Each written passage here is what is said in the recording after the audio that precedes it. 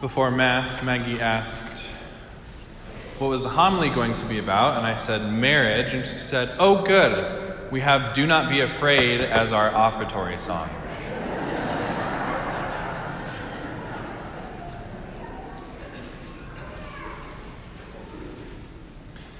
I am preaching about marriage, and this is part of a homiletic series that I'm doing on marriage. I did a homily on marriage 2 weeks ago, but because of the odd Mass schedule then, I did not preach this Mass. And so if you'd like to go back for future reference, I do record my homilies, and I email them out most of the time on Tuesday afternoons. There are details in the bulletin if you want to look at that and take advantage of that. If not, my ego does not need to be inflated any more than it already is.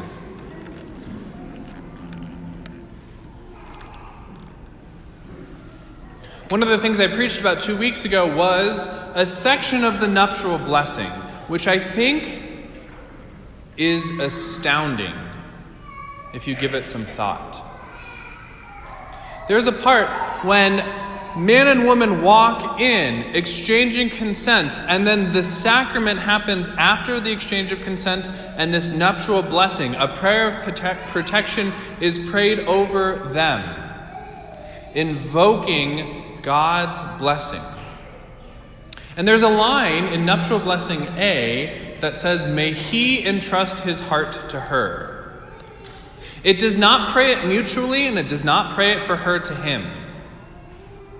The nuptial blessing prays for the grace of the entrustment of self from the man to the woman. You knew the Catholic Church was sexist. You just didn't think it was pro-woman. And so this grace of praying that the man be given to entrust himself to his wife is because men have a natural proclivity to tinker, to bury themselves in tasks, in efficiency, in doing. And it is, quit looking at each other. And it is one of the roles, nay, one of the gifts that women bring to marriage to draw him to a greater form of being, to delight in the fruits of labor. And so women, and especially wives, we thank you for the gift that the Lord has entrusted to you, especially you who intentionally live it out. And so this week I'd like to preach on, there's a part of the preface of the ritual Mass of Holy Matrimony. And the preface is that the Lord be with you and with your spirit. Lift up your hearts. We lift them up to the Lord. Let us give thanks to the Lord our God. It is right and just part. And then there's about 3 paragraphs of just theology. I think that's kind of like a catch-all in case the homily was filled with too many images and stories and like personal anecdotes from the priest of just like, at least they're going to get some theology, okay? But this preface for marriage says this. For you, we're talking to God, for you have forged the covenant of marriage as a sweet yoke of harmony and an unbreakable bond of peace, so that the chaste and fruitful love of holy matrimony may serve to increase your children that you adopt as your own. This covenant of marriage, you and I know the Catholic Church does not believe in cut, copying, and pasting marriage, of getting out as soon as it gets tough. That a covenant is an irrevocable gift of self. But the phrase, sweet yoke of harmony, seems quite odd, doesn't it? Yoke, we're not talking about that yellow thing in your egg. We're talking about a heavy thing that we place over a beast of burden. And if you have 2 oxen, a yoke is placed upon them both to straighten their way, to unify their efforts, to give thrust to their energy in the form of plowing. And if we were 100 years ago, this would be much more obvious. But unless those oxen are yoked and their burdens, their labors are driven towards an end, then people don't eat and they die.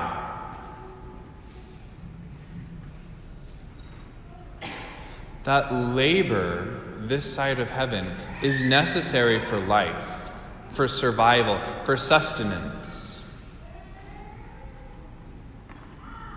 And so why would the church in her wisdom have this phrase, a sweet yoke of harmony given to spouses? Now pause. Marriage homilies when your spouse is sitting next to you can be a little awkward, can be a little weird. But when have I ever let awkwardness get in the way of a good homily? We're going to go into some practicals. And I just ask that you refrain from, if you're already holding hands, from squeezing the hand of your spouse, from adding your own emphasis or underlining to my words. Because depending on the status of your marriage right now, doing those little thrusts can actually be a discouraging factor. So just remain deadpan neutral, except when I tell a joke. This sweet yoke of harmony is a burden placed on you. And the ends of marriage are for the union of spouses and the procreation of children. And just as the labor of marriage gives rise to life, not just in children, of which you and I are a product, but also in the life of the spouses themselves. To be given in holy matrimony is to be received in holy matrimony. To be blessed by God, to be given a place of safety for your heart to process the irregularities of this world. A relationship of someone who is to tend to in your weakness, in your sin, in your misery, and in your capacity to deal with the things of this world. In any of your isms, workaholism, alcoholism, whatever ism, to deal with your failures. And not just to deal, but to reverence them, to love them, to tend to them until those wounds become means of the glory of God in your life. That is part of the role of spouses. A yoke is placed on oxen to direct their energy. This yoke is a certain rule. I myself, to keep from becoming engorged and fat by you guys, I'm up 18 pounds at this parish, thank you, have taken up spin class. I'm not an athlete, nor did I ever love working out, but I need to if I want to make it to 90 and still be genuflecting. One of the things spinning does is it imposes a rule on my effort. Lateral flailing no longer has use in spinning, just like dribbling has no use in football. Any sport imposes a rule and determines an end, determines a destination for my efforts. Most people don't seem to be totally upset at the rules imposed them in sports, but when it comes to things like marriage, they get really upset at the Catholic Church. How dare you tell me what I can and can't do in my bedroom, in my marriage, with my life? What we do is propose a rule that will fruitfully lead to the end of your marriage, which is holiness. And for those who know God, not know about God, for those who know God on a personal level, they know that happiness and holiness are one and the same.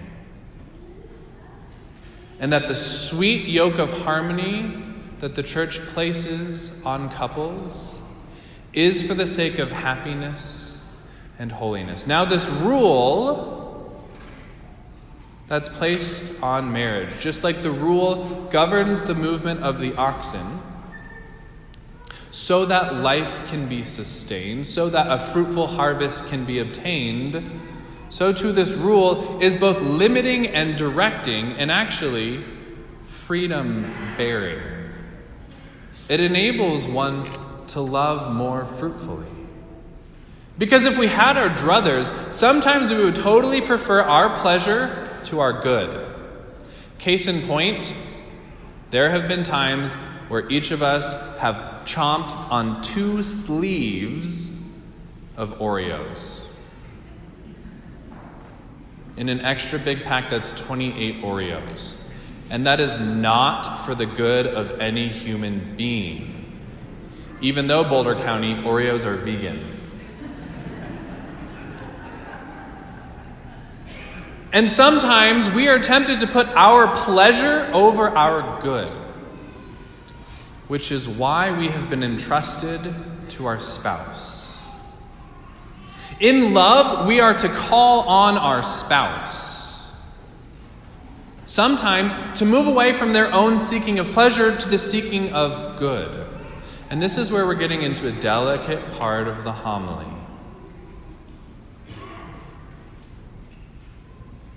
Correction is very necessary in marriage. Correction, correctus or corregere, means to rule with. But this time in the sense of ruling as a king or queen. Now, not ruling as a king or queen over your children like, ha ha ha, my minions do my bidding. But as a good and virtuous king and queen, providing a domicile of safety, security, authority, and peace for the flourishing of human beings.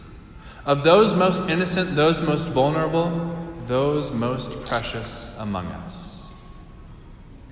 You and I are imperfect beings, and there's not a single one of us who has anything close to a perfect marriage here.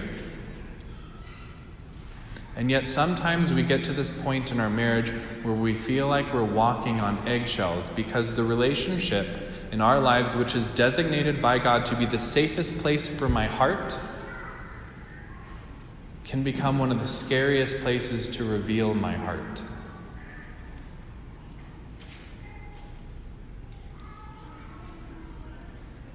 I gently invite you in your marriage to move toward gentle correction of one another. Not so that you can build for yourself a throne of righteousness and subjugate your spouse, but so that in humility you can be received, you can be called on beyond your pleasures to what is good. This is most exemplified by new marriages when they have a little baby. And depending on the work schedule and the sleep schedule of them both, they figure out their system. Who gets up and tends to the baby at 2 a.m.?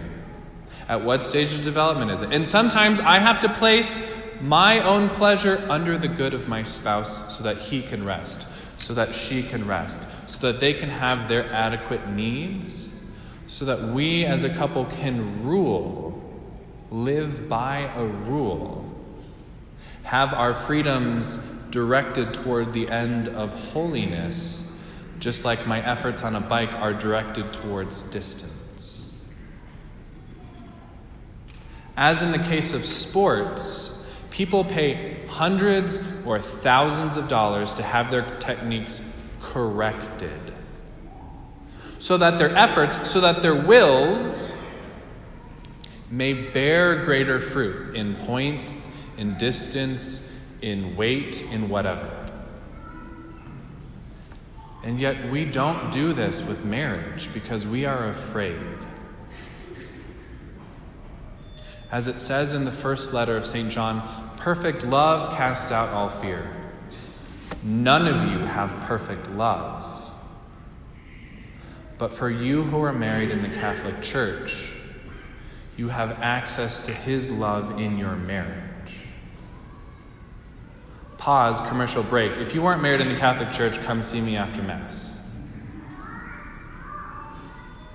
And so this invitation to correction of one another is so that you may rule, so that your wills and your efforts may be directed towards the good and the peace and the flourishing of your house in a life of virtue. So that you may realize that happiness and holiness really are the same thing, and the church isn't trying to take away your fun or your freedom, but in fact enable your love and your happiness. Correction should never look like these two words beginning it. You always. No human being always does something everywhere all the time. Even human beings are flaky in their vice. We can't even consistently sin the same way. Nobody always does anything. And so if you have said you always, or if it's part of your repertoire, strike it.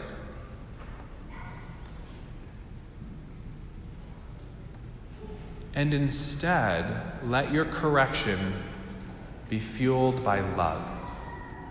I offer you this model of correction. Now, it's kind of awkward if your spouse is sitting here in the same building with you as you hear these tactics, because then as you start to use them, they'll be like, I know what you're doing. You're taking Father Daniel's words and you're using them against me. Maybe you both should just go to confession, get some humility, and move on. I notice, I think, I feel, I desire. I notice, I think, I feel, I desire. Even if you're not married, this will change the way you work with people. But if you are married, this is a mode of safe communication for you to get to a point of ruling, of being in control of your marriage and directing it fruitfully towards its end. I notice, honey, that every time we leave Mass, we just get in a fight in the parking lot. Father Daniel says something and it tips one of us off, and I don't know, I think Father Daniel is just some young priest who says a whole bunch of stuff, and sometimes it gets in us, and I really feel that sometimes we don't take him seriously enough. Or sometimes something gets to my heart, and I just don't respond in the right way. But I desire most of all, Sugar Pie Honey Bun, that you and I be unified in our marriage. That regardless of what Father Daniel says, or regardless of how right he is, that you and I need to come together. And that's the biggest desire of my heart. How different is that than, you always bite my head off before we leave the parking lot? If you find yourself extending your index finger like this, and wielding the you always, then your correction is not destined towards holiness and the peaceful rule over your house fueled by marriage. And so I want to invite you to correction in your marriage. I'm willing to believe that a standard deviation of you, meaning 68%, had this second reading read at your marriage. Love is patient, love is kind. Corrections, my friends, must be fueled by love. You must ask yourself, am I trying to make my spouse more like me or more like Jesus by this type of correction? Because one is ordered towards their good, the other is ordered towards your pleasure. And so you should be able to flip love and correction. and give yourself an examination of conscience. When you correct, is your correction patient? When you correct, is your correction kind? Or is it jealous and pompous? Is it inflated and rude? Does it seek its own interests, or does it prefer the good of my spouse over myself? Is it quick-tempered? Does it brood over injury? Let me retranslate that one for you. Brooding over injury is like always taking on the victim mentality, or shrouding oneself in religious piety and avoiding conflict. That is not co-regere, ruling together. Marriages in which one is always making all the decisions, whose anger is always ruling the house, is not a co-rule, but a tyrannical nightmare, the fruits of which overflow to the children. And so begins their own marriage prep 20 years before they'll ever need it. Instead, humble giving and receiving of correction allows for a balance in the rule of marriage and makes possible a sweet yoke of harmony. Because love bears all things, the sins and iniquities of my spouse included. Love believes all things, that God can yet breathe life and grace in my marriage. It hopes all things, that the resurrecting power of Jesus may be in my life yet still, and endures all things, including decades of marriage, so that your vocation and my vocation may direct us to the heights of heaven. Praised be Jesus Christ.